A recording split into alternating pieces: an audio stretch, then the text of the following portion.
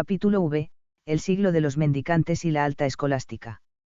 A principios del siglo XIII, la vida religiosa y con ella toda la espiritualidad cristiana adquirió un nuevo rumbo con la aparición de las órdenes mendicantes. La vitalidad de estas nuevas órdenes y el prestigio y popularidad personal de algunos de sus santos, influyeron notablemente en toda la vida de la Iglesia a partir de este momento. En particular, la espiritualidad mendicante informó sensiblemente la piedad popular de los últimos siglos medievales y de los inicios de la época moderna. En el seno de las órdenes mendicantes surgieron, además, durante este mismo siglo, los grandes teólogos escolásticos, quienes, entre las numerosas cuestiones que abordaron, pusieron también las bases de la posterior reflexión teológica sobre la vida espiritual. No faltaron tampoco, en este siglo trascendental para la historia de la espiritualidad, figuras destacadas en el campo monástico y en otros ámbitos de la vida de la Iglesia, pero el vigor y alcance del espíritu mendicante ha dejado casi todo lo demás en la sombra y ha caracterizado decisivamente ese siglo y los siguientes. 1. Características generales de las órdenes mendicantes. Dos rasgos básicos caracterizan a las órdenes mendicantes y las diferencian de las monásticas, que habían constituido el núcleo de la vida religiosa y de la espiritualidad cristiana hasta este momento histórico. En primer lugar, el desprendimiento y la pobreza entendidos y vividos no solo en las manifestaciones individuales características del tradicional, contemptus mundi, monástico, sino también en sus manifestaciones colectivas más radicales. Pobreza además, mendicante, es decir, los frailes se mantienen no como fruto del trabajo, sino de la limosna, practican el Dios proveerá, en su sentido más literal. En este rasgo se aprecia, desde luego, una reacción ante el relajamiento de muchos monjes y eclesiásticos, pero no pretendió ser una reforma de la vida monástica, ni una crítica a ella, aunque algunos lo entendieran equivocadamente así. Era una forma nueva de vida dentro del tronco común del espíritu de la vida consagrada. Tampoco se pretendió presentar esta forma de pobreza como la única posible en la vida cristiana, aunque algunos, más tarde, cayeran en ese error, sino como la que los propios mendicantes, por vocación divina, escogieron vivir en el amplio campo de la espiritualidad religiosa. A lo anterior se une, como segundo rasgo central, una más intensa dedicación apostólica, centrada en la predicación fuera del convento, por pueblos y ciudades, y dirigida a todo tipo de personas, algo que, como hemos visto, solo ocasionalmente se daba entre los monjes, como una excepción a su forma de vida. La reforma gregoriana y la fuerte renovación espiritual impulsada por Cluny, Cister, órdenes monástico-eremíticas y nuevas organizaciones de la vida canonical había dado sus frutos en los mismos monasterios y en los ámbitos más cercanos a ellos. Pero la mayor parte del pueblo cristiano, y especialmente el de las ciudades en fuerte crecimiento, apenas se habían beneficiado de esa renovación o, incluso, habían caído en muchos lugares en manos de los movimientos heréticos. Las órdenes mendicantes, con su espíritu apostólico, su movilidad y la hondura e incisividad de su predicación, fueron, en ese momento histórico, un instrumento providencial para combatir esa situación y completar el renacimiento espiritual en marcha. En este segundo aspecto, los mendicantes se hallaban más cerca de los canónigos regulares, de hecho, los dominicos y los agustinos mendicantes, por ejemplo, adoptaron la regla de San Agustín, común entre los canónigos, con las oportunas adaptaciones, pero el primer rasgo, la pobreza y la mayor parte de lo que indicaremos a continuación les distinguían claramente de ellos. Además, entre los canónigos tampoco se daba ese rasgo itinerante y de amplio espectro apostólico típico de los mendicantes, sino que desempeñaban unas tareas pastorales más concretas y localizadas geográficamente. De estas dos características básicas, pobreza y predicación, se deducen otras no menos decisivas. El cambio de terminología, en particular, no es banal, sino altamente significativo de esta nueva espiritualidad. Ya no son monjes, sino frailes, hermanos, expresión que resalta su peculiar forma de vivir la pobreza y la humildad, su cercanía con la gente, etc. Para las mujeres, sin embargo, se mantendrá habitualmente el término monja, quizá como consecuencia de mantenerse también la clausura. Los monasterios pasar a ser conventos. Aquí el cambio de nombre tiene otro trasfondo, la estabilidad típica del monasterio clásico es ahora secundaria. El monje pertenecía al monasterio y, a través de él, a la orden, si su monasterio estaba vinculado a otros. El fraile, en cambio, pertenece primariamente a la orden, y vive en el convento o lugar que se le indique o que convenga, de acuerdo con la tarea pastoral a desempeñar. Además, entre los mendicantes cobró nueva fuerza y sentido la intensa dedicación al estudio, fundamentalmente para poder apoyar la predicación con una buena y sólida base doctrinal. La teología había florecido ya abundantemente en los ambientes monásticos y canaanicals, pero el acento puesto en este punto por los mendicantes, y especialmente por los dominicos, explica que, a partir de este momento, se lleven habitualmente la palma de la reflexión teológica. En consecuencia, el estudio y la predicación pasan a ser los principales trabajos desempeñados por los frailes, de acuerdo con sus fines propios. De esta forma, el sustento, la caridad y la ascesis ya no son los elementos constitutivos de la espiritualidad del trabajo, su valor espiritual se traslada ahora, más bien, al carácter apostólico y sapiencial inherente a la predicación y al estudio. Encontramos diferencias notables, sin embargo, en lo que respecta a las mujeres. Las ramas femeninas de estas nuevas órdenes adoptaron desde el principio una rigurosa clausura y, aunque el espíritu es el mismo que el de la orden masculina correspondiente, muchos aspectos de la vida práctica les aproximaban notablemente a los monasterios clásicos. Todo ello fue coherente con la situación social y eclesial de la mujer en aquella época. Resultaba inconcebible una monja deambulando fuera del monasterio, aunque fuera por motivos apostólicos, y además no tenían apenas acceso al estudio. Tardó mucho todavía en aparecer la figura de la religiosa de vida activa, tan habitual en nuestros días, aunque pronto encontraremos algunas pioneras que se adelantaron claramente a su tiempo. Por otra parte, la organización de la vida mendicante se puede considerar, siempre respecto a la vida monástica, de régimen más estricto, para contrarrestar la no estabilidad en un lugar fijo y de cara a la eficacia apostólica. Está más centralizada, no es una confederación de casas, sino una gran orden que se subdivide en las provincias y casas necesarias. Aparecen así los superiores generales y provinciales, los capítulos anuales, los visitadores. Desaparece, en cambio, la figura vitalicia, emblemática y casi monárquica del abad. La máxima autoridad en el convento es ahora el prior, de carácter temporal y de menor poder efectivo. Es una organización también más participativa desde la base, elección del prior y otros cargos por los mismos frailes, notable papel decisivo y legislativo de los capítulos, etc.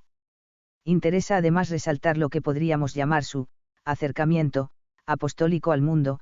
El camino de santificación personal de los frailes mendicantes seguía respondiendo al primitivo sentido monástico de la fuga mundi, incluso más acentuada en algunos aspectos, pero en la actividad externa, pastoral y apostólica, la proyección hacia el mundo era mucho más directa y buscada. Este es uno de los motivos que explican la mayor popularidad e influjo que tuvieron casi desde el primer momento en el común de los cristianos, frente a la disminución del influjo de las órdenes monásticas. Aunque nunca han dejado de ser importantes focos de espiritualidad, la gente tiene que ir al monasterio para sentir ese influjo de forma directa. El fraile, en cambio, se ir en busca de las almas al lugar donde viven y trabajan, aunque siempre con su hábito y su pobreza bien patentes, sin mezclarse en las tareas propiamente seculares. Las llamadas órdenes terceras, comunes a todas estas nuevas órdenes, constituyeron la principal plasmación práctica de este acercamiento al mundo. Surgieron como una forma organizada de proyectar hacia el ámbito secular el espíritu y la vida de cada orden. Hubo, y sigue habiendo, bastante diversidad de unos grupos de terciarios a otros. Algunos vivían casi igual que los propios frailes o monjas, realizando los 3 votos, llevando hábito, etc., aunque con mayor libertad de movimientos y de régimen. Fue el caso, por ejemplo, de las llamadas Mantellate, a las que perteneció Santa Catalina de Siena, pero en general, los terciarios reunieron a todo tipo de personas, también casados, con rasgos de espiritualidad, formación, etc., típicamente mendicantes, adaptados, en la medida de lo posible, a las circunstancias personales. Las órdenes terceras fueron, así, en los siglos siguientes, y lo siguen siendo hoy en día, un eficaz vehículo de influjo de la espiritualidad mendicante en toda la espiritualidad cristiana, y un importante camino de santificación para muchos laicos, aunque no sea un camino estrictamente laical, al menos tal como entendemos la espiritualidad laical en la época contemporánea.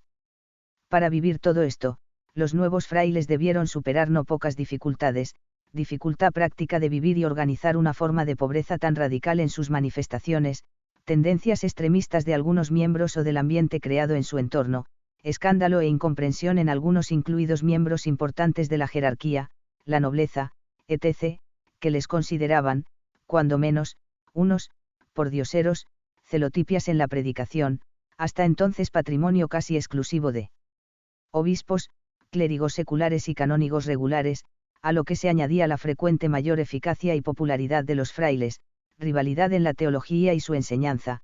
Aquí se encuadra la conocida polémica con los maestros seculares, en la Universidad de París, que afectó a los grandes teólogos dominicos y franciscanos de la época. Sin embargo, esta nueva espiritualidad y sus representantes produjeron desde el principio gran admiración en muchos, sobre todo en la gente sencilla, y fueron también alabados y potenciados pronto por el papado, para la reforma del clero y del pueblo. De hecho, en las órdenes mendicantes encontramos también, desde los mismos San Francisco y Santo Domingo, un profundo sentido del carácter jerárquico de la Iglesia y un decidido esfuerzo de servicio eclesial en todos los terrenos. Dentro de este marco común, cada una de las órdenes mendicantes mantuvo sus peculiaridades. Es el caso de las dos más extendidas e influyentes en esta primera época, franciscanos y dominicos, nacieron, en efecto, de forma muy diversa, y tendieron a confluir en unos ideales y una forma de vida similares, pero siempre los primeros serán, ante todo, los hermanos pobres, y los segundos aparecerán rodeados de sus queridos libros. 2. San Francisco de Asís y los hermanos menores. San Francisco de Asís es uno de los santos más populares de la historia, y su vida una de las más conocidas y divulgadas. Sin embargo, por eso mismo, a veces se han exagerado o mitificado algunos de los rasgos más significativos de su rica y atractiva personalidad, o los sucesos más espectaculares de su vida. Sea como sea, el acercamiento personal e intelectual al poverello resulta siempre enriquecedor y edificante, y su figura no dejará nunca de ser un tesoro para la Iglesia. Nació en Asís a finales de 1181 o principios de 1182.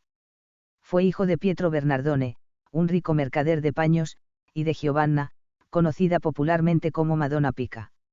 En el bautismo se le llamó Juan Bautista, pero su padre le llamó siempre Francesco, por su simpatía hacia Francia. Tuvo una juventud algo disipada. Participó en varias campañas militares, durante ellas, sucesivas enfermedades y sueños proféticos le fueron convirtiendo y preparando su vocación. Esta culminó en 1206, con diversas apariciones y locuciones de Jesús crucificado, y con la renuncia espectacular a todos sus bienes, para llevar vida eremítica. En 1208 recibió una nueva locución que le llevó a desempeñar una predicación intensa y ardiente. Fue entonces cuando reunió en torno suyo a sus primeros discípulos. Ya en 1209 Inocencio III aprobó oralmente la primera regla que Francisco le presentó, compuesta con citas del Evangelio. Ordenado diácono, nunca quiso ser sacerdote, fue extendiendo su predicación y su orden por toda Italia. En 1212 fundó, con Santa Clara, las Damas Pobres de San Damián, luego denominadas popularmente clarisas, rama femenina de la orden. Entre 1212 y 1214 tuvo lugar su primer intento misional en Palestina, y sendos viajes por España y Marruecos. Entre 1219 y 1220 viajó, al fin, a Tierra Santa, Siria y Egipto, llegando a predicar ante el sultán. De estos años es la redacción de la regla definitiva. En 1221 fundó los penitentes terciarios, cuando la orden, primera, tenía ya más de 3.000 frailes. Entre 1223 y 1224 autorizó la creación de la primera escuela franciscana de teología en Bolonia, que organizó y dirigió San Antonio de Padua. En la Navidad de 1223 realizó la primera representación del nacimiento de Jesucristo, en Grecio. El 14 de septiembre de 1224 San Francisco recibió la estigmatización en el Monte Berna. Siguió predicando, aunque ya muy enfermo y casi ciego, hasta que murió en la Porciúncula, el 3 de octubre de 1226. Fue canonizado solo 2 años después, ante la fuerza popular de su fama de santidad. Sus escritos, pocos y breves, son, sin embargo, de gran valor. Ante todo, las sucesivas versiones de la regla. En el testamento salió al paso de las primeras polémicas relajantes en el seno de la orden, existe también un pequeño testamento. La última voluntad es otro pequeño testamento dirigido a las clarisas, que la propia Santa Clara quiso incluir en su regla, junto a la llamada forma de vida, también dirigida a ellas por el santo fundador. Estos documentos se completan con otras breves exhortaciones a los frailes, varias cartas y algunas oraciones e himnos, entre los que destaca el popular Cántico de las Criaturas o al Hermano Sol. De estos escritos y de las biografías más primitivas, se pueden extraer los rasgos más significativos de la espiritualidad franciscana.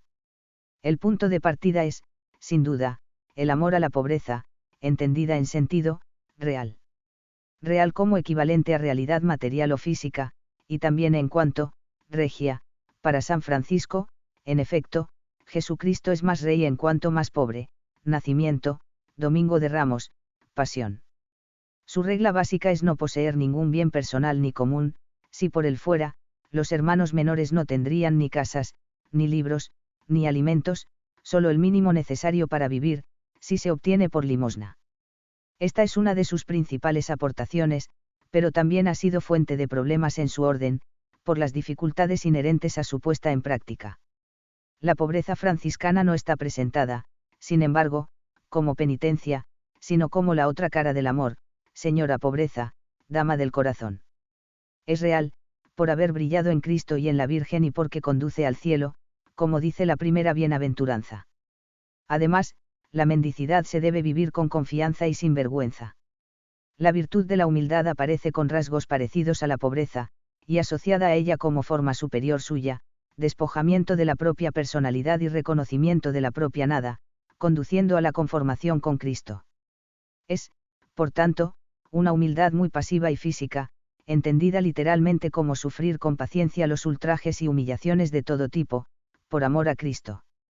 A San Francisco no le importaba, por ejemplo, que le tomaran por loco. Manifestaciones prácticas de la humildad son el nombre de frailes menores, y el de ministros, utilizado para designar a los superiores. Esta forma de concebir la humildad supuso, en su época, una gran convulsión, como en el caso de la pobreza. La obediencia también está vinculada a la pobreza, la concibe como el abandono y desprendimiento total en las manos del superior. Es también obediencia a todas las criaturas, con humildad. Su más alta forma, como él mismo quiso vivir, consiste en marchar entre los infieles, tanto por el bien del prójimo como por el deseo del martirio. Respecto a la caridad, insiste, por supuesto, en el amor a Dios, en primer lugar, pero con un acento especial en el amor a todas las criaturas, en cuanto criaturas de Dios, hijas de Dios. Esta caridad, en particular, se manifiesta con los más necesitados, pobres, leprosos, antes de su conversión le daban un especial asco, que venció luego heroicamente, todo tipo de enfermos. La alegría es otra virtud característica de su personalidad y que procuró inculcar desde el principio a sus frailes, a los que recomienda, no mostrarse tristes por fuera y sombríos como hipócritas, sino, alegres en el Señor, gozosos y graciosos, sin faltar al decoro. 1. La alegría es más un fruto de las demás virtudes que una virtud en sí misma. En el espíritu de penitencia y mortificación, fue severo consigo mismo, a pesar de su debilidad física y sus numerosas enfermedades, pero más indulgente con los demás, dentro del fuerte ambiente penitente de su época. San Francisco destacó también por su profundo y práctico amor a la humanidad de Jesucristo, contemplado sobre todo en su nacimiento en Belén. Reflejo claro de ello es la representación de Grecio, cuyo ejemplo tanto ha cundido en todo el mundo, y en el Calvario. San Francisco, en efecto, impulsó notablemente la devoción a la pasión del Señor, apoyada además en los estigmas y las apariciones del crucificado que él mismo vivió. Fruto de ello fue, más adelante, por ejemplo, la práctica del Vía Crucis, promovida en los ambientes franciscanos. Es decir, se trata de seguir a Cristo en letra y espíritu hasta el extremo, la cruz. Por supuesto, sin olvidar que la humanidad está unida a la divinidad en una única persona, Jesucristo, único mediador. San Francisco resume la vida de los frailes como un culto continuo a las tres personas divinas. Unidas a lo anterior están su honda piedad eucarística, apoyada en una emoción viva ante el anonadamiento que supone la Eucaristía, que se sitúa en el centro de la vida religiosa, y su tierna piedad mariana, pues no se puede separar al Hijo de la Madre. Por lo demás, al hablar de San Francisco, siempre se resalta su tendencia a acentuar lo estricta y literalmente evangélico, la regla y la vida de los frailes menores es esta: observar el Santo Evangelio de nuestro Señor Jesucristo. 2. Conviene recordar, finalmente, su hondo amor a la Iglesia, la llamaba nuestra madre, inculcó especialmente la obediencia al Papa en todo, y se propuso, con sus fundaciones, la reconstrucción moral de la Iglesia. Entre los primeros discípulos de San Francisco hay que destacar, ante todo, a Santa Clara de Asís, K11941253, compatriota suya, la primera mujer que se unió decididamente a su espiritualidad y forma de vida, y una verdadera cofundadora de la Segunda Orden Franciscana, que pronto tomó popularmente su nombre, Clarisas. Debiendo luchar contra una dura oposición familiar inicial a su vocación, vivió un tiempo junto a un monasterio benedictino, hasta que pudo organizar el primer convento femenino propiamente franciscano. Sobrevivió bastantes años a San Francisco, impulsando nuevas fundaciones y esforzándose por conservar el genuino espíritu de pobreza franciscana entre sus monjas. De sus escritos conservamos las constituciones, el testamento, unas bendiciones, y algunas cartas. Su espiritualidad es genuinamente franciscana, sentido profundo y elevado de la pobreza y la humildad, en torno al que gira toda su vocación y su enseñanza. Como específico de las clarisas cabe destacar el mayor rigor en la clausura y la penitencia, en comparación con otras órdenes femeninas. Por lo demás, Santa Clara gozó de un mejor sentido organizador que San Francisco, quizá por ello las monjas no sufrieron tan directamente los avatares de la orden masculina a la muerte del santo fundador. Prácticamente tan popular e influyente como los dos fundadores es San Antonio de Padua, K11901231. Nació en Lisboa y fue bautizado con el nombre de Fernando. A los 20 años ingresó en los canónigos de San Agustín. Estudió en Coimbra, donde fue ordenado sacerdote en 1219. Al año siguiente pasó a la orden franciscana, recién llegada a su tierra, cambiando su nombre por Antonio. Marchó como misionero a Marruecos, pero tuvo que volver enseguida a causa de una enfermedad. Poco después se trasladó a Italia, donde empezó a destacar como predicador. Hacia 1224 inauguró el primer estudio teológico de los franciscanos, en Bolonia. Desde 1227 a 1230 ocupó el cargo de provincial en la Italia septentrional. Murió cerca de Padua el 13 de junio de 1231.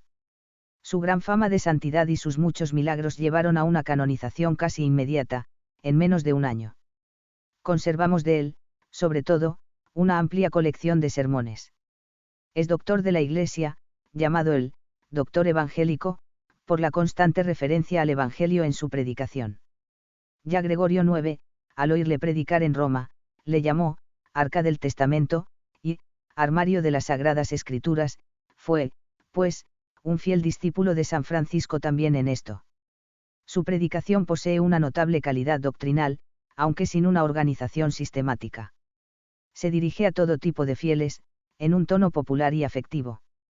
Entre los numerosos temas que aborda, cabe destacar su explicación de la esencia de la perfección vista a través del doble precepto del amor, que desemboca en la contemplación de forma connatural. La contemplación es intuición, pero no inmediata y de visión, sino, bajo cierto velo, en espejo y enigma. Considera que sí puede haber, en cambio, un contacto directo con Dios por vía de amor. Para expresarlo utiliza, como tantos místicos, una terminología tomada del mundo sensible: amor que oye a Dios, le ve, le toca. El camino espiritual propuesto por San Antonio se apoya también en la práctica de las virtudes, pero siempre con una clara orientación a la contemplación.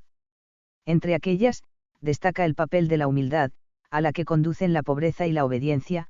La humildad es como el grado superior de ambas. Respecto a la oración, insiste en la necesidad de tender a su continuidad. San Antonio utiliza la doctrina, cada vez más frecuente en su época, de las tres vías. Habla también de una cierta purificación pasiva del alma, que no se debe buscar, pero que Dios envía como preparación a la contemplación.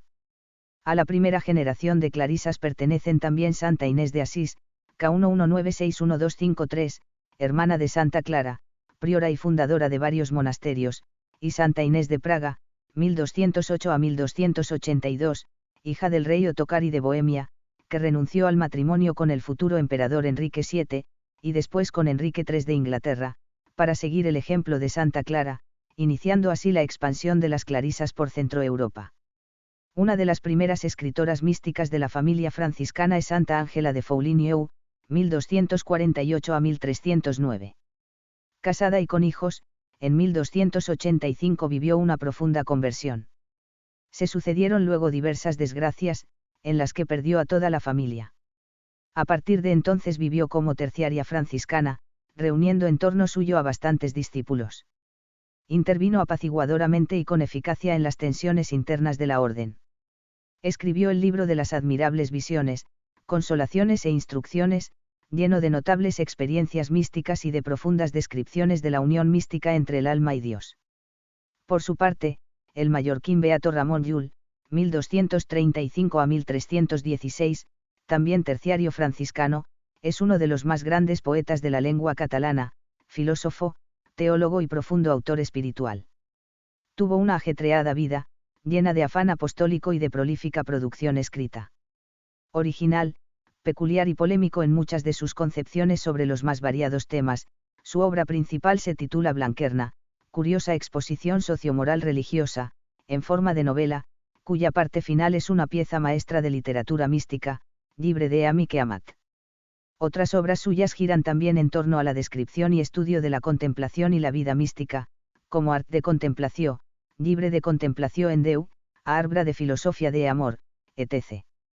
Como hemos insinuado ya, la exigente vida de pobreza vivida e inculcada por San Francisco empezó pronto a ocasionar problemas teóricos y prácticos, como consecuencia lógica del rápido crecimiento de la orden, resultaba, en efecto, difícil llevar una vida exactamente igual a la de los primerísimos compañeros del santo. La insistencia en la estricta pobreza acentuó la polémica después de su muerte. Para unos, esa indicación obligaba en conciencia, otros la veían solo como un valioso consejo con diversas gradaciones posibles. Tras un periodo de graves disputas, Gregorio IX intervino permitiendo una doble forma de vida, así surgieron los llamados conventuales, los mitigados. Se creó, además, la figura del guardián, que podía recibir y recoger limosnas y sostener a los frailes necesitados. En los años siguientes, el generalato de San Buenaventura supuso una etapa de pacificación y fructuosa organización de la orden. Pero las discordias no desaparecieron del todo. Más tarde, dos bulas de Juan XXI devolvieron la posibilidad de tener propiedades, dejando la decisión en cada caso en manos de los superiores. Esto provocó la rebeldía de los llamados fraticelli, espirituales franciscanos, que consideraban estas disposiciones del Papa como un relajamiento y una infidelidad a San Francisco. Además de la rebeldía, este grupo derivó claramente hacia el rigorismo y la herejía en temas eclesiológicos, sacramentales, etc. Por completar el tema adelantemos ya que a finales del siglo XIV y principios del XV, surgieron diversos movimientos de reforma y observancia franciscana, promovidos por figuras de la talla de San Bernardino de Siena, San Jacobo de la Marca y San Juan de Capastrano. Después, las nuevas tendencias reformistas del siglo XVI dieron lugar a otros grupos, como los alcantarinos, San Pedro de Alcántara, y culminaron con la aparición de los capuchinos, durante bastante tiempo la rama más floreciente y popular de la orden franciscana. De esta forma, la familia franciscana se consolidó en tres ramas principales, observants, conventuales y capuchinos, aunque el acercamiento y sintonía espiritual entre todos ellos es cada vez mayor, pudiéndose hablar en justicia y rigor de una gran familia franciscana.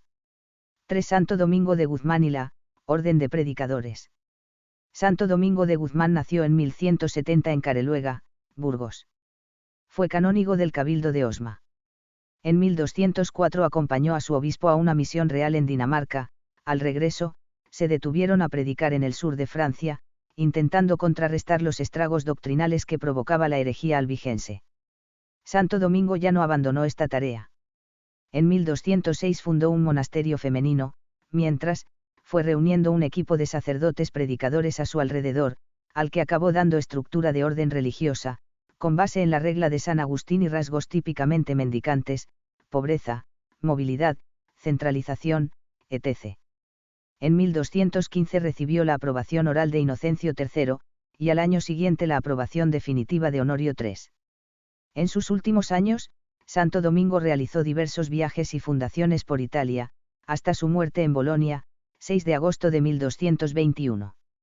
Fue canonizado también con rapidez, en 1234.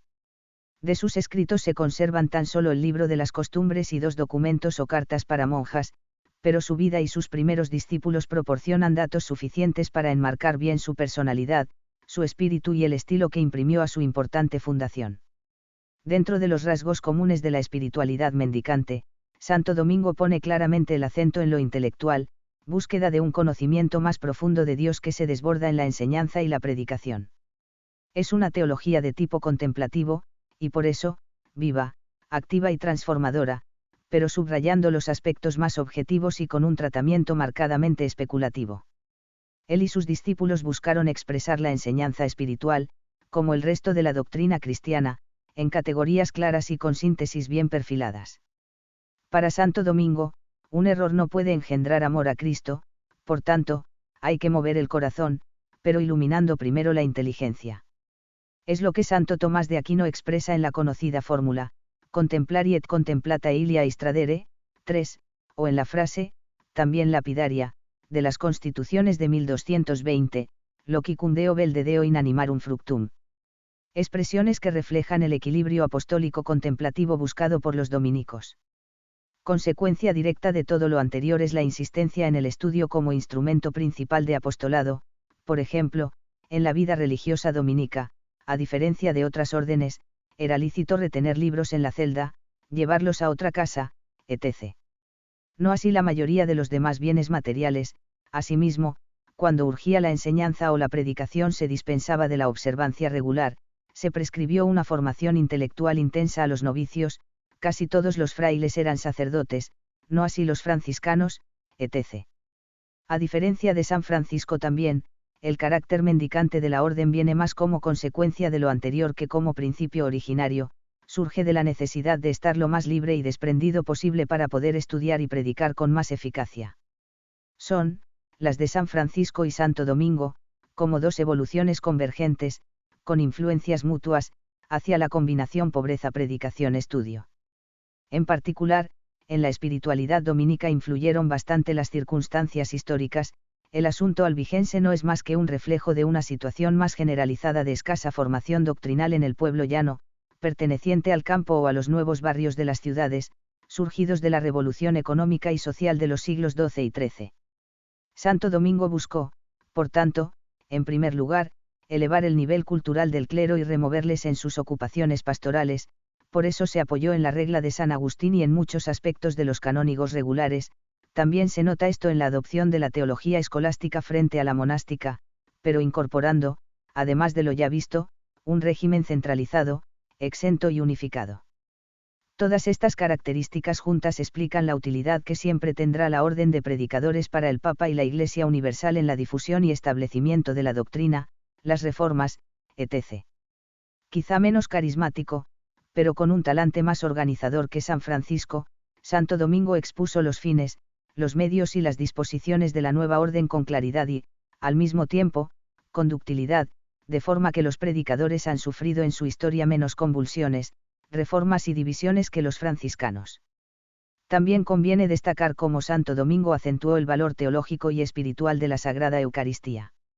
Él mismo fue un ejemplo vivo de devoción y piedad al celebrar la misa. También dio importancia a la oración privada y personal, pero en la línea contemplativa antes señalada, más que en la metódica propia de los monjes. Fue, asimismo, un santo muy mariano. Se le llegó a atribuir durante mucho tiempo la creación y difusión del Santo Rosario, que los estudiosos consideran posterior a él en su estructura básica, pero que sí fue organizado y difundido por los dominicos. Junto a los grandes teólogos de los que hablaremos después, entre los primeros santos y autores dominicos podemos destacar al beato Jordán de Sajonia, más 1237, primer sucesor de Santo Domingo y activo propagador de la orden, fundó 240 conventos, y a Jacobo de Vorágine, más 1298, autor de la Leyenda de Oro o Florilegio de los Santos, una colección de vidas de santos de gran influjo popular, inspiradora de muchas obras hagiográficas de los siglos siguientes, y fuente de multitud de anécdotas y ejemplificaciones recogidas en libros de espiritualidad hasta nuestros días. 4 otras fundaciones mendicantes. Aunque, en un primer momento, dominicos y franciscanos marcharon a la cabeza del espíritu y el influjo mendicante. Pronto, en el mismo siglo XIII, surgieron otras órdenes religiosas de rasgos similares que, con el tiempo, contribuyeron también notablemente al enriquecimiento espiritual de la Iglesia, como tendremos ocasión de comprobar, especialmente en el caso de carmelitas y agustinos. Los antecedentes de los carmelitas u Orden de Nuestra Señora del Carmen, hay que buscarlos en el mismo Monte Carmelo, en Tierra Santa, en el siglo XII, en un grupo de ermitaños surgidos entre los cruzados, que buscaban imitar la vida de San Elías profeta. La orden propiamente dicha empezó con la regla escrita por San Alberto de Abogadro, patriarca de Jerusalén, 1210. Poco después se trasladaron a Europa, alcanzando la organización definitiva como orden mendicante con San Simón Stock, más 1265, receptor además de las famosas apariciones marianas, origen de la popularísima devoción a la Virgen del Carmen y su escapulario. Los carmelitas tuvieron también una rama femenina desde estos primeros tiempos, pero será la reforma teresiana del siglo XVI la que dará mayor impulso a la orden y algunas de las más grandes figuras de la espiritualidad cristiana, como veremos en su momento.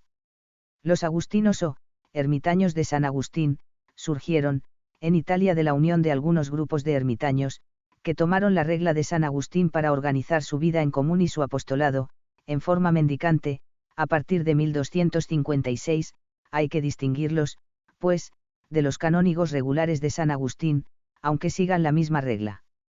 Posteriormente, ya en el siglo XVI, experimentarán dos reformas principales, recoletos y descalzos, y conocerán una importante floración de santos y escritores.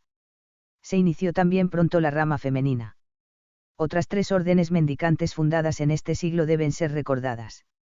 La Orden de los Siervos de María, Servitas, fue fundada en 1233 por 7 comerciantes de Florencia, que abandonaron bienes y negocios por el espíritu de pobreza y apostolado típicamente mendicantes. Los Mercedarios u Orden de Nuestra Señora de la Merced, fueron fundados por San Pedro Nolasco, K11801249, ayudado por el dominico y famoso canonista San Raimundo de Peñafort, más 1275, en Barcelona, con un fin principal concreto, la redención de cautivos, de manos de los musulmanes sobre todo. Una finalidad análoga tuvo en sus orígenes la Orden de la Santísima Trinidad, o Trinitarios, fundada por San Juan de Mata, 1154 a 1213, y San Félix de Valois, 1127 a 1212. De todas formas, todas estas órdenes ampliaron pronto sus perspectivas apostólicas incluyendo las misiones, sobre todo a partir del siglo XVI. 5. Santo Tomás de Aquino. Uno de los primeros frutos de las recién nacidas órdenes mendicantes, y de los más duraderos e influyentes en la Iglesia, fue el impresionante florecimiento teológico que solemos denominar alta escolástica. Ese florecimiento repercutió también notablemente en la espiritualidad cristiana. No podía ser menos, pues una genuina vida de santidad supone la estrecha unión entre piedad y doctrina.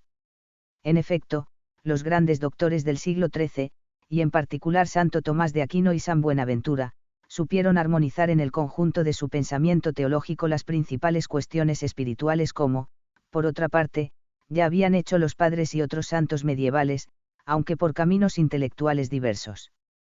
Se formó así una base teológica sólida, bien anclada en el conjunto de la fe y la moral de la Iglesia, que permitió en siglos posteriores, y sigue permitiendo hoy en día, articular especulativamente las experiencias vividas y enseñadas por las almas santas, y poder hacerlo, además, sin traicionar su genuino contenido espiritual, vivo y personal.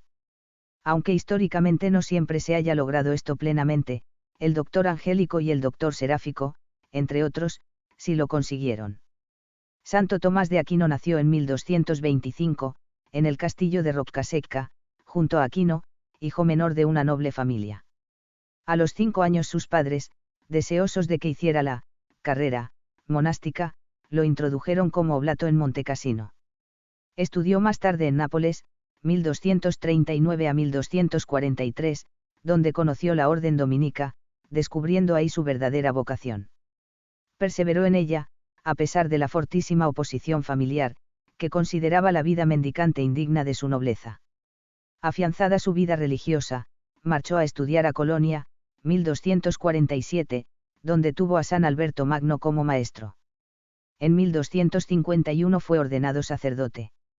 En 1252 obtuvo el grado de bachiller en París, y el de maestro poco después. Su prestigio intelectual y su importante producción teológica crecieron rápidamente desde ese momento. Entre 1259 y 1268 se escalonaron sus estancias en Roma, Orvieto y Viterbo, junto a la corte pontificia. Volvió después a la cátedra de París, 1269 a 1272, enseñando y escribiendo en medio de las fuertes polémicas académicas entre mendicantes y seculares. En 1272 regresó a Italia para dirigir el estudio teológico dominico de Nápoles. Poco después fue llamado a participar en el Concilio Ecuménico de Lyon, pero murió en el camino, en el monasterio cisterciense de Fossanova, 1274. Declarado doctor de la Iglesia por San Pío V, en 1567, es conocido como doctor angélico o doctor común. Aunque no faltan, en su producción escrita, obras de tipo más ascético, el grueso de la enseñanza tomista relativa a la vida espiritual cristiana se encuentra englobado en el conjunto armonioso y unitario de toda su teología, y seguramente esta es su principal virtud. De todas formas, respecto a los temas que tradicionalmente se suelen considerar más específicos de lo que hoy llamamos teología espiritual, conviene consultar, sobre todo, bastantes cuestiones de la 2.2, en la Suma Teológica, los tratados sobre la perfección de la vida espiritual, sobre la caridad, sobre los 2 preceptos de la caridad y los 10 mandamientos de la ley y sobre las virtudes en común, los comentarios a Dionisio, los comentarios bíblicos, sus sermones, colaciones y oraciones, y sobre la vocación religiosa y mendicante, los opúsculos contra los que impugnan el culto de Dios y la religión y contra los que atacan la profesión religiosa. La gran aportación de Santo Tomás a la historia de la espiritualidad y a la teología espiritual está constituida, pues, por su sólida fundamentación teológico-especulativa de la vida espiritual, la santidad y sus componentes y rasgos principales. Resumiremos estos aspectos que, por lo demás, suelen ser bastante estudiados en diversos tratados teológicos. Como punto de partida, debemos referirnos a toda la rica enseñanza de Santo Tomás de Aquino sobre la gracia y las virtudes, su actuación y su armonización con el obrar natural humano, con el alma y sus potencias, con las pasiones, etc., doctrina que resulta decisiva para entender rectamente el proceso de la vida espiritual. No es el momento de detenernos en detalles, pero sí de recordar los elementos principales de la vida sobrenatural tal como el doctor Angélico los explica. La gracia habitual o santificante inhiere y radica en la esencia misma del alma, deificándola, es una verdadera participación en la naturaleza misma de Dios, por ella, los hombres llegan a ser hijos de Dios y herederos de la gloria. En la vida cristiana, pues, la iniciativa es divina, armonizada con la libre respuesta del hombre. Fruto de la gracia, la inhabitación de la Santísima Trinidad en el alma es una presencia sobrenatural, real y permanente de las 3 personas divinas, en cuanto distintas y procedentes, como lo conocido en el cognoscente y lo amado en el amante. A través de ella, Dios, sin perder su trascendencia respecto al hombre, se hace cercano a él, lo introduce en su intimidad. Las virtudes infusas, teologales y morales, perfeccionan las potencias del alma, entendimiento, voluntad, apetitos, haciéndolas capaces de actos sobrenaturales y meritorios. Son principios operativos de la gracia santificante. Las teologales, en particular, al tener por objeto a Dios mismo, desempeñan un papel decisivo en la santificación del alma. Los dones del Espíritu Santo son hábitos infusos que perfeccionan los actos de las virtudes, haciendo al hombre capaz de responder dócilmente a la acción divina en el alma. La aportación de Santo Tomás a la teología de los dones es especialmente importante, tanto desde el punto de vista de su naturaleza y su relación con las virtudes, como a la hora de explicar la función de cada don en particular. Buena parte de la reflexión posterior sobre significativas cuestiones espirituales depende de esta enseñanza del doctor Angélico. Las gracias actuales son los impulsos divinos necesarios para que el hombre realice cualquier acto sobrenatural, es decir, para pasar de la potencia al acto la capacidad que proporcionan virtudes y dones infusos. Gracia, virtudes y dones están llamados a crecer y a desarrollarse hasta alcanzar su plena perfección. Santo Tomás explica con detalle las causas del aumento de la gracia, y por tanto, los motores principales del crecimiento espiritual hacia la santidad. Estas causas son, principalmente, la digna recepción de los sacramentos, no solo por su eficacia primordial, ex opere operato, sino también por su valor, ex opere operantis. Destaquemos, en particular, el importante papel jugado por Santo Tomás en la historia de la doctrina y la piedad eucarísticas, el principal de los sacramentos, por su profunda explicación teológica del misterio eucarístico y por esos monumentos de devoción y amor a la Sagrada Eucaristía que son el himno, Adoro te Divout, y toda la liturgia de la fiesta del Corpus Christi. El ejercicio de las virtudes infusas y de los dones del Espíritu Santo, van enraizándose en el alma, aumentando y desarrollando su vida sobrenatural por infusión divina, pero de acuerdo con los méritos personales. La eficacia impetratoria de la oración ocupa un papel central en la santificación personal, no solo como acción meritoria, sino de acuerdo con la liberalidad divina y sus promesas, puede obtener así hasta lo que escapa al mérito, por ejemplo, el perdón y el arrepentimiento. Teniendo en cuenta todo lo anterior, Santo Tomás decanta definitivamente, con sus certeros razonamientos teológicos, la relación, ya clásica en su tiempo, entre perfección cristiana y caridad. En efecto, para él la santidad consiste formalmente en la perfección de la caridad. Las demás virtudes infusas, teologales y morales, son parte integral de la santidad en cuanto informadas por la caridad. La caridad cristiana es única, pero dentro de esa unidad, la santidad consiste principalmente en el amor a Dios, y secundariamente en el amor al prójimo por Dios, análogamente, consiste principalmente en la caridad habitual o afectiva, y secundariamente en la actual o efectiva, esencialmente en los preceptos, y secundaria e instrumentalmente en los consejos.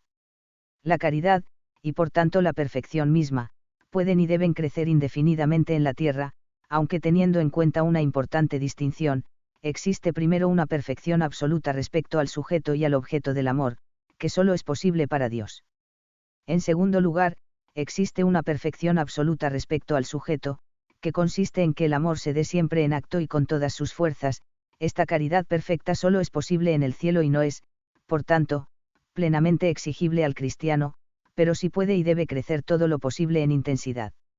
Finalmente, la caridad tiene una perfección, total, en cuanto a exclusión de todo lo que impide el amor a Dios, esta sí es alcanzable en la tierra, cuando el alma rechaza plenamente todo lo que es contrario a la caridad, o mejor, todo lo que le impide dirigirse a Dios con todas sus fuerzas. Esta purificación del amor viene a ser el fundamento, el mínimo de esa santidad alcanzable y exigible, que luego debe crecer cada vez más en intensidad para que pueda llamarse propiamente santidad. En el contexto de esta reflexión, Santo Tomás concluye que la perfección cristiana es obligatoria para todos los cristianos, ya que el mandamiento de la caridad está dirigido a todos y en toda su intensidad y extensión, MT 22, 37-40. Es una obligación de tender o aspirar en serio a la santidad, con la ayuda de Dios, deseando siempre crecer más. No podían faltar, en la reflexión tomista, importantes consideraciones en torno a la contemplación. Con palabras de Santo Tomás, por ejemplo, se ha formado una de las definiciones más clásicas de contemplación, simplex intuitus veritatis ex caritate consecutus, 4.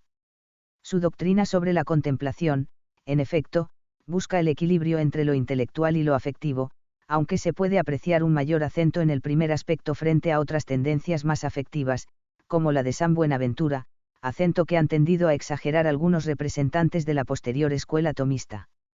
Santo Tomás apenas se detiene en los aspectos psicológicos y experimentales de la contemplación, pero su reflexión es decisiva para establecer su naturaleza teológica.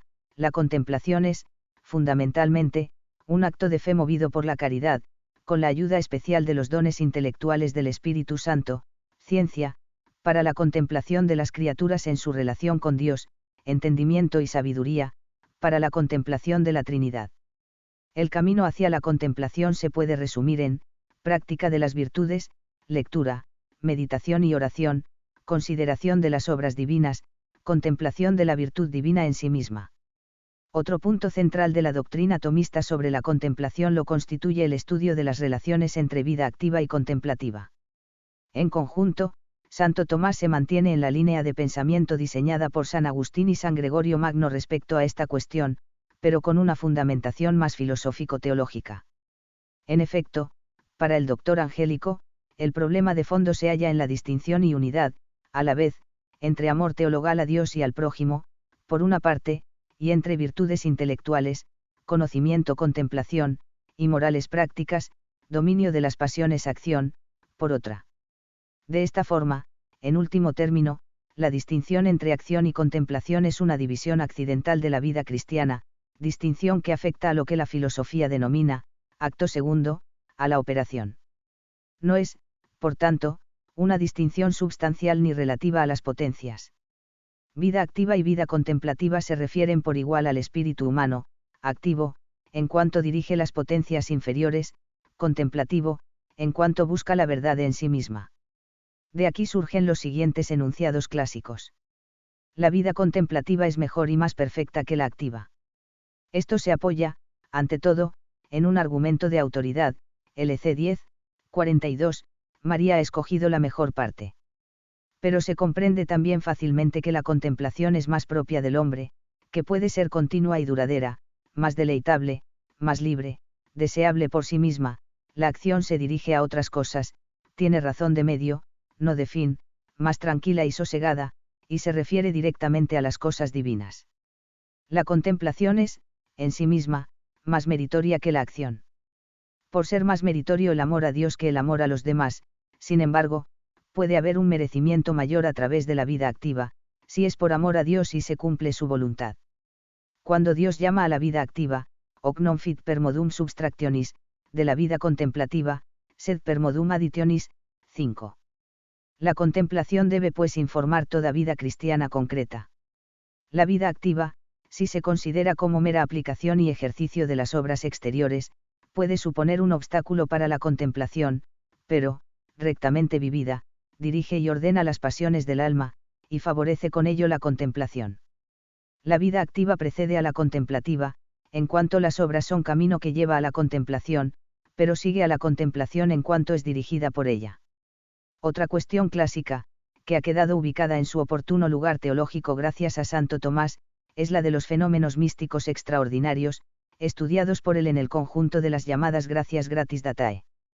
Santo Tomás afirma que estos dones divinos se ordenan al bien de los demás, no necesariamente a la santificación del que los recibe, por tanto, no son necesarios para la santidad, ni entran en el desarrollo normal de la gracia, escapan al mérito y no es lícito desearlos en sí mismos.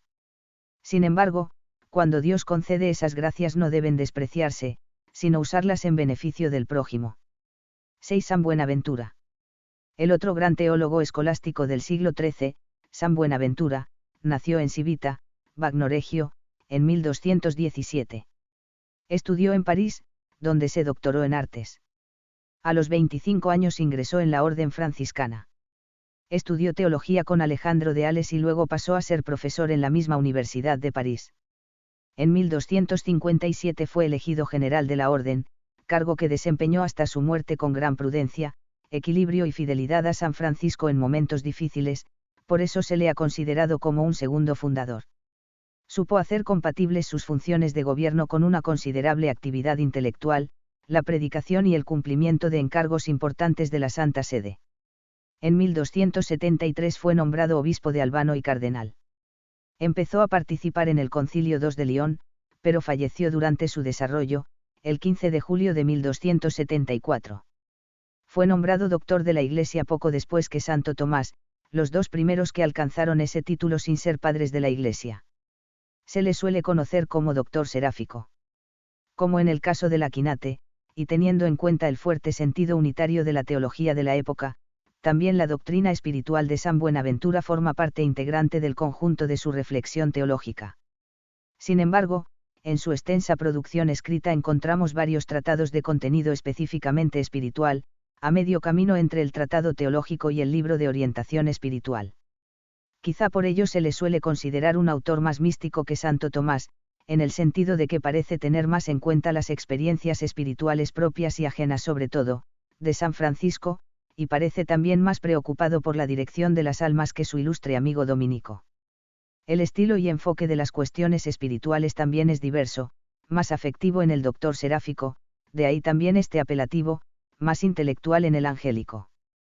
Pienso que esta diversidad enriquece la reflexión teológica sobre la vida espiritual, que debería buscar aunar los esfuerzos de los dos grandes teólogos escolásticos, en lugar de enfrentarlos, como a veces se ha hecho en la historia de las dos escuelas correspondientes. Las principales obras de San Buenaventura en que afronta las cuestiones espirituales son, el comentario a los 4 libros de las sentencias, su principal obra teológica, donde se incluyen muchas cuestiones claves para la explicación de la vida espiritual, Itinerario del alma hacia Dios, obra clave sobre el acceso intelectual filosófico, teológico y contemplativo a Dios, sobre las 3 vías o incendio de amor, Breviloquium, Soliloquium sobre los 4 ejercicios del alma, el árbol de la vida, la vid mística, las 6 alas del serafín, Colaciones. Entre las referidas al franciscanismo destacan Leyenda Mayor y Menor, Sendas Vidas de San Francisco, y Apología de los Pobres. San Buenaventura, en la concepción y presentación de su teología espiritual, es un verdadero altavoz del propio San Francisco, un sistematizador de su enseñanza, fiel a sus peculiaridades. La doctrina bonaventuriana tiende a orientar todo al último fin, referencia a Dios en el obrar, solo así tiene sentido el estudio especulativo de las cosas, es decir, es una teología en orden a la espiritualidad. En cambio, Santo Tomás y sus discípulos dan mayor valor al estudio del ser y la vida de las cosas en sí, referencia a Dios en el ser, en cuanto participación ya actual no solo futura y con gran autonomía del ser divino. Los dos usan a San Agustín, pero son más agustinos los franciscanos, y por tanto, más platónicos, de ahí, en particular, el mayor acento puesto en el amor frente al conocimiento. También es mayor en San Buenaventura que en Santo Tomás el influjo de Dionisio, San Bernardo y los Victorinous, aunque el Aquinate recurre a toda esa línea teológica continuamente, quizá no conserva tanto como el doctor seráfico del estilo que conlleva. La antropología sobrenatural de San Buenaventura es el punto de partida de toda su reflexión sobre la vida espiritual, como en el caso de Santo Tomás. Una vez más, es interesante observar los paralelismos y diferencias entre los dos doctores. Ambos coinciden en lo más importante, el camino hacia la santidad como desarrollo o dinamismo de la gracia y las virtudes, que luego explican y organizan con matices diferentes. Para San Buenaventura, la gracia es el elemento esencial, que recrea al alma, la perfecciona y la convierte en esposa de Cristo, hija del Padre y templo del Espíritu Santo. Clasifica su acción a través de 10 actos propios: purifica, vuelve estable, eleva, ilumina, reforma, asimila a Dios, hace perfecta, vivifica, une a Dios, hace agradable a Dios. Esta última acción es la que proporciona el nombre de gracia. Ese último acto suyo es el más completo, el que abarca todos los demás. Los hábitos infusos quedan clasificados en 3 órdenes: las virtudes rectifican las malas inclinaciones del alma, lo que el doctor seráfico denomina perfección de suficiencia; los dones facilitan la acción divina, perfección de excelencia; y las bienaventuranzas perfeccionan en sentido propio, perfección de sobreabundancia.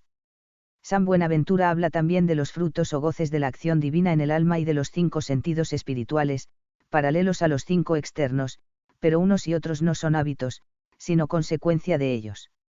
Una vez más, la caridad ocupa un lugar central en la vida cristiana, es virtud, pero superior a los dones, es la raíz, la forma y el fin de las virtudes. 6. Las virtudes tienen cierta perfección por sí mismas, forma ad esi, otra por la gracia, forma ad bene esi, y otra por la caridad, forma ad bene operari. Teniendo en cuenta estos elementos, la vida espiritual es, para San Buenaventura, una participación en la misma vida de Dios, en el tiempo, a través de la gracia, y en la eternidad, a través de la gloria. A su vez, la vida en Dios es la felicidad para el alma, y se compone de 3 elementos: paz, verdad y caridad, que se alcanzan respectivamente con purificación, iluminación y perfección o unión.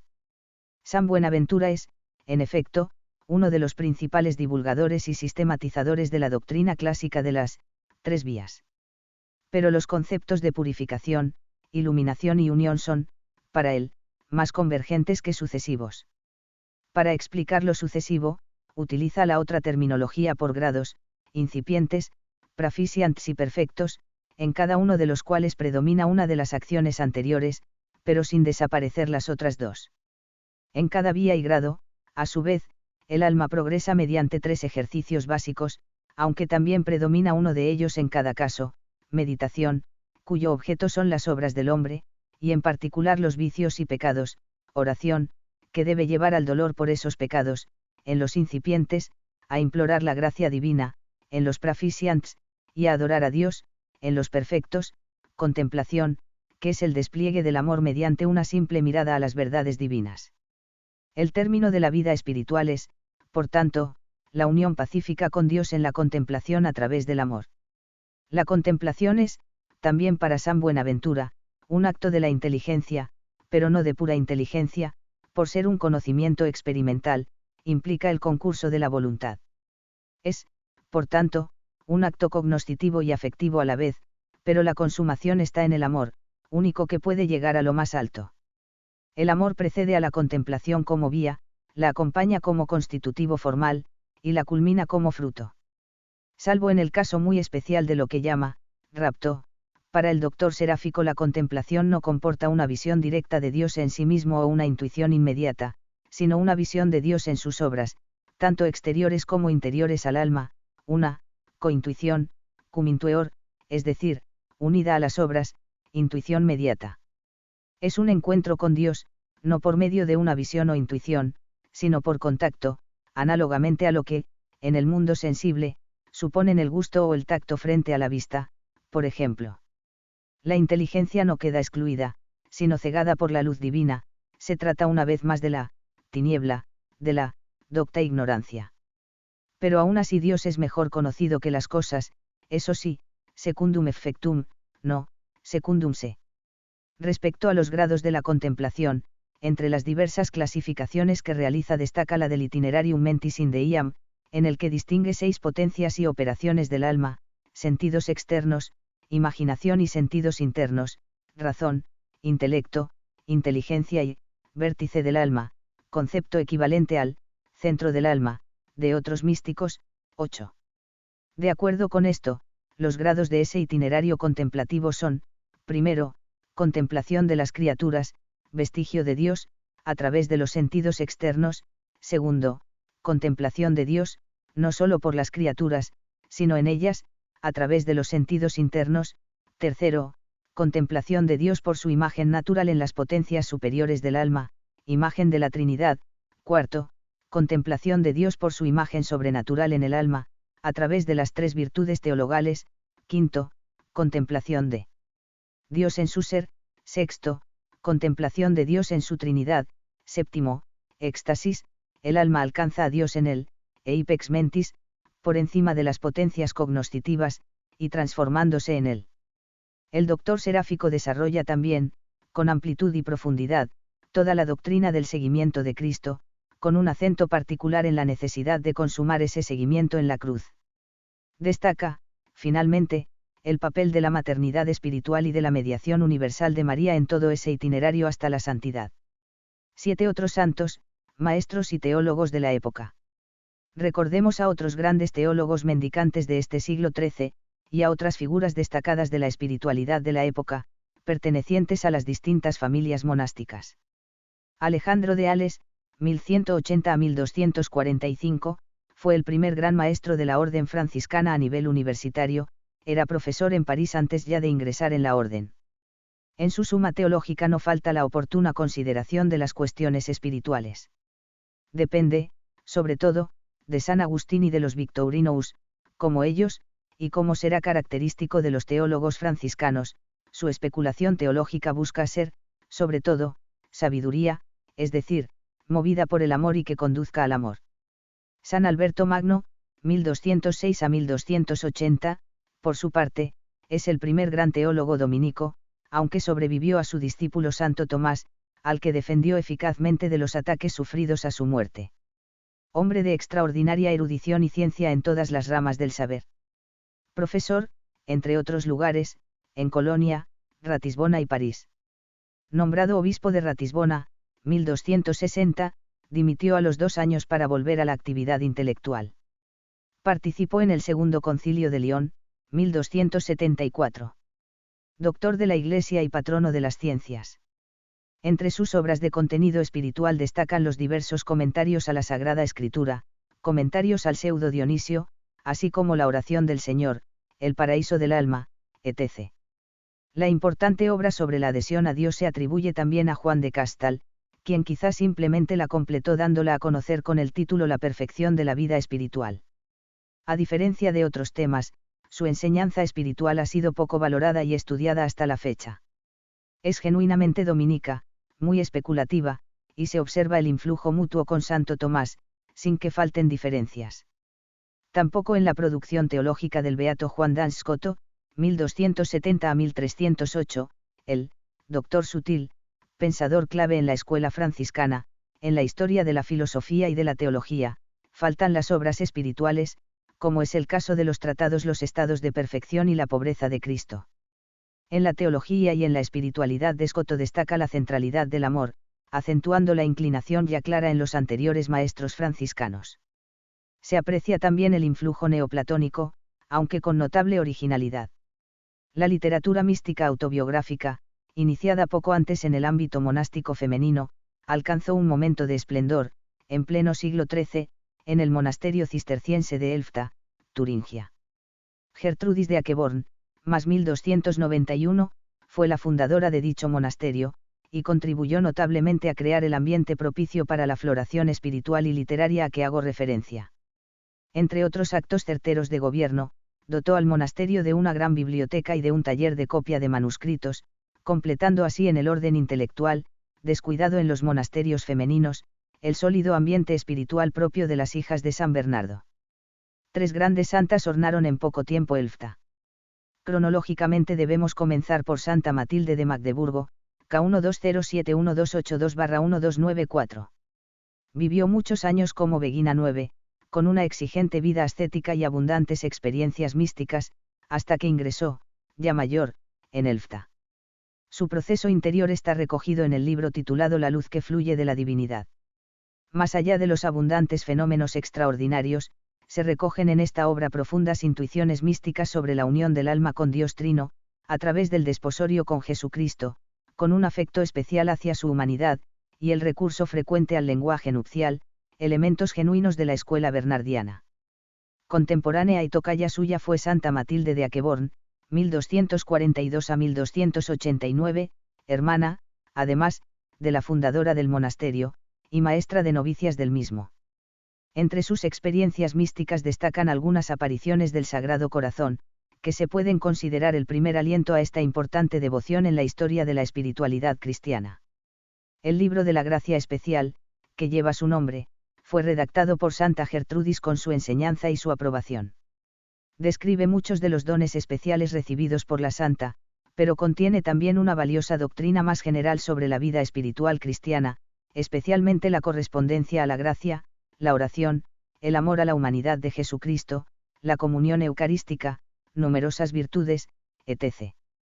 El momento cumbre de este movimiento místico de Elfta, genuinamente bernardiano, se alcanzó con Santa Gertrudis la Grande, 1256 a 1301. Ingresó a los 5 años en el monasterio, y recibió pronto el influjo de las 2 Matildas. Una afición intelectual poco controlada le llevó a descuidar su vida espiritual durante su adolescencia y juventud, hasta sufrir una profunda conversión interior a los 26 años. Empezó entonces una vida de estrecha intimidad con Dios, con abundantes gracias extraordinarias, entre las que no faltaron la estigmatización y la transverberación. Santa Gertrudis estudió a fondo la Sagrada Escritura, los padres, a San Bernardo, Hugo de San Víctor, etc., lo que proporcionó una notable altura teológica a sus escritos espirituales. Su espiritualidad, junto al talante afectivo y esponsal propios de la escuela, posee rasgos marcadamente litúrgicos. En su explicación de la vida cristiana desempeñan un papel principal las virtudes teologales, los misterios de la vida de Jesús y la Sagrada Eucaristía. Afianza, en particular, los rasgos de la devoción al Sagrado Corazón iniciados por su maestra de novicias. 2 son sus libros llegados hasta nosotros, El legado de la piedad divina, que recoge las visiones y revelaciones recibidas por la santa, reflejo de su estrecha unión con Dios, y los ejercicios espirituales, divididos en 7 tratados de sólido contenido teológico y espiritual. Conviene aclarar que la devoción al Sagrado Corazón, tal como aparece en estas santas, no tiene exactamente los mismos rasgos que se popularizarán siglos más tarde, en particular, falta el aspecto de sufrimiento y reparación, mientras se acentúa la dulzura típicamente bernardiana. Su influjo directo en la espiritualidad popular tampoco es comparable al más reciente impulso corazonista. Pero contribuyeron, sin duda, a fomentar y mantener una de las líneas espirituales más fructíferas de la historia de la espiritualidad cristiana. Otras místicas benedictinas importantes de la época, al margen de Elfta, fueron, Santa Lutgarda, más 1246, también cisterciense y con escritos autobiográficos llenos de experiencias extraordinarias, fiel seguidora de San Bernardo, y también difusora de la devoción al Sagrado Corazón, y Beatriz de Nazaret, 1200 a 1268, autora de otra autobiografía espiritual. Entre los varones podemos destacar a Bernardo de Montecassino, más 1282, conocido por su espejo de los monjes. En el siglo XIII y a principios del XIV, surgieron también algunas nuevas congregaciones monásticas, siempre benedictinas, pero con elementos tomados de los mendicantes o de corte más eremítico. Las principales son, los silvestrinos, fundados por San Silvestre Guzzolini, en 1231, los Celestinous, fundados en Nápoles por el Papa San Celestino V, en 1294, y los Olivetanos, fundados en 1319 por el Beato Ptolomeo. Fuera del ámbito benedictino debemos citar finalmente, entre los autores más influyentes de la época, a Hugo de Balma, más 1305. De su vida apenas sabemos que fue cartujo en Meiriat, Francia, y luego prior en el mismo lugar entre 1293/1295 y 1303/1305. Pero ha inscrito su nombre en la historia de la espiritualidad gracias a su célebre teología mística, o sobre las tres vías, o via esa e Ian Lugent, distintos nombres con que se conoce un breve tratado sobre la vida espiritual de gran influjo, atribuido en algunos momentos a San Buenaventura, y también a Gerson u otros autores. El libro consta de un prólogo y 3 capítulos dedicados a cada una de las tres vías clásicas. Acaba con una, Quaestio difficilis, de forma escolástica, que plantea un célebre problema de la época y siglos posteriores, si es posible un acto de amor sin ninguna acción previa o concomitante del entendimiento, cuestión que él resuelve afirmativamente. 8. Influjo en el conjunto de la piedad cristiana. Ya hemos aludido a la importancia del influjo mendicante, y en particular de las órdenes terceras en la espiritualidad cristiana individual y popular en esta época y en los siglos siguientes, en los que la influencia mendicante fue creciendo todavía más. 10. Algunos rasgos son claramente novedosos, otros no hicieron sino acentuar o encauzar las grandes líneas de la espiritualidad medieval. Señalemos los más significativos. Fue aumentando, paso a paso, la formación doctrinal, moral y espiritual del pueblo, sobre todo en las ciudades. La vida social, política y económica era cada vez más ciudadana y menos rural. Creció también el valor otorgado en la vida cristiana a las virtudes de la pobreza, la humildad, la penitencia, etc., frente a aberraciones y herejías del momento, con frecuencia arraigadas en la gente sencilla. Se fue recuperando la veneración al sacerdocio y a la jerarquía de la Iglesia en todos sus niveles. Se fomentó la devoción a la humanidad de Jesucristo y su imitación, añadiendo el aspecto paseíabal de Cristo al más tierno y triunfal ya inculcado por San Bernardo y los cistercienses, sobre todo. Por eso no volveré sobre ello en los próximos capítulos para no repetir, pero convendrá tener en cuenta, sobre todo, que muchos rasgos de la piedad cristiana más común en el final de la Edad Media y en la época moderna dependen del espíritu y de la iniciativa mendicante, y que ese influjo ha continuado de forma siempre notable hasta nuestros días, junto a otras aportaciones más modernas que nos queda por estudiar. Algunas manifestaciones populares concretas fueron y continúan siendo hoy en día, representaciones del nacimiento o de otros misterios de la vida del Señor, exposiciones más detalladas de la vida de Jesucristo, incluso como fruto de revelaciones privadas, devoción a las llagas de Cristo, el Vía Crucis, etc. Aunque varias de estas manifestaciones no adquirieron su forma definitiva ni se consolidaron hasta los siglos siguientes. Se enriqueció y precisó la doctrina sacramental, aumentando sobre todo la devoción a la Eucaristía, tanto en torno a la celebración de la misa, elevación, con toque de campanas, tras la consagración, por ejemplo, y fuera de ella, enriquecimiento de los tabernáculos, exposiciones y procesiones. Sin embargo, siguió siendo escasa la recepción habitual de la comunión eucarística y de la penitencia, permaneciendo el sentido profundo de la indignidad personal, la necesidad de una seria penitencia para recibir con fruto dichos sacramentos, etc. El caso más significativo y representativo de esto último lo constituye la historia de la fiesta del Corpus Christi, su origen en las visiones de Santa Juliana de Cornillón, su institución como fiesta diocesana en Lieja, en 1246, y su extensión a toda la Iglesia por Urbano IV en 1264, tras la impresión recibida por el milagro de los corporales de Bolsena Orvieto, el bellísimo oficio compuesto por Santo Tomás de Aquino. Todo ello vino reforzado por la popularidad de otros notorios milagros eucarísticos, por ejemplo, el de Daroca, del 23 de febrero de 1239. Continuó creciendo con gran fuerza la devoción mariana, al impulso dado por cistercienses, cartujos, etc., se unió ahora el de dominicos y carmelitas, sobre todo. Es la época de los 3 toques del Ángelas, y de los inicios del Santo Rosario, que no quedó perfectamente conformado hasta el siglo XV. El rosario surgió de la antigua práctica de contar las oraciones con nudos o cuentas, y de la adaptación del oficio divino, cuyo núcleo son los 150 salmos, a los que no podían rezarlo, se sustituían los 150 salmos por 150 Padrenuestros en grupos de 50, o por 150 Avemarías, etc. También se empezaron a formar diversas letanías, que luego se unirían a la recitación del rosario. Los enunciados y contemplación de los misterios asignados a cada grupo de Avemarías son posteriores. Los dominicos, como hemos dicho, fueron los grandes propagadores de esta devoción en los siglos siguientes. Siguió creciendo el número de ermitas y santuarios marianos, bastantes de ellos motivados por apariciones y milagros. Proliferaron las colecciones de ejemplos y prodigios marianos, las poesías y canciones en honor de María, con frecuencia de estilo caballeresco, etc. Se reforzó el culto a los santos, de los que la Santa Sede empezó a reservarse la canonización, poniendo así más orden en la piedad popular, pero esta centralización y control no disminuyó el número de canonizaciones, siendo algunas bastante rápidas, precisamente por la devoción popular, como hemos visto en los casos de San Antonio de Padua, San Francisco y Santo Domingo. Aumentó la importancia y número de las cofradías, enriquecidas a su vez con todos los rasgos eucarísticos, marianos, etc., apenas señalados. El espíritu mendicante contribuyó, además, a dar más hondura y valor a la piedad personal e interior.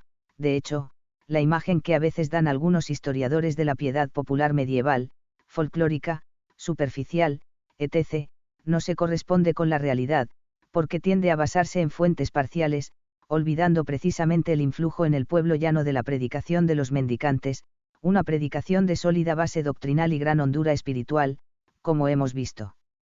En definitiva, es mucho lo que la vida espiritual de los cristianos, no solo de la Baja Edad Media, sino también de las edades moderna y contemporánea, debemos a las órdenes mendicantes y a los grandes santos del siglo XIII, reforzados luego por sus grandes continuadores del XVI.